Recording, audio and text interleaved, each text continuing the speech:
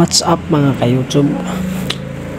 Panibagong video na naman tayo mga ka-YouTube.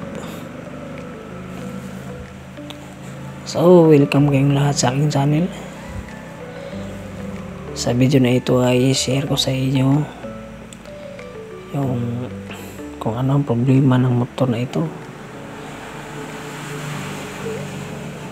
Yung patay-patay yung kanyang andar ng kanyang makina.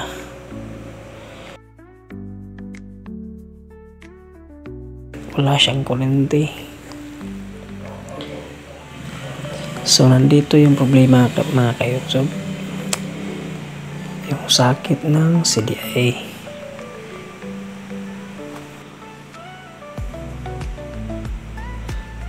So tips ko na rin sa inyo mga ka-YouTube, magpalit kayo ng bagong sakit at make sure na i-test nyo rin yung kanyang mga wire, kasi yung iba naglulos contact yung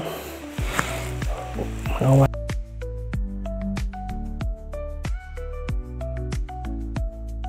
Dating sakit ay putulin natin. Yan. Ipagkukunik lang natin yung bagong sakit na CDI.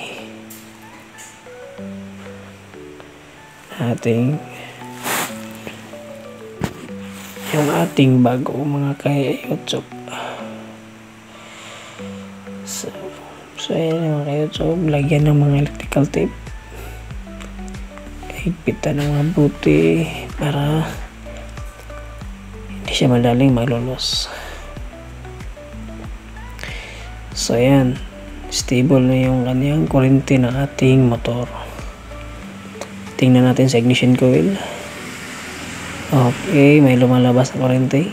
Siyempre, paandarin natin. So, ayan mga ka-YouTube, ganda na yung ating motor. So, maraming salamat sa inyo mga ka-YouTube. Hanggang sa muli, makikita-kita tayo sa ating YouTube channel. Sa hindi pa nakakapag-subscribe, subscribe kayo at mag-like, mag-share sa aking mga video.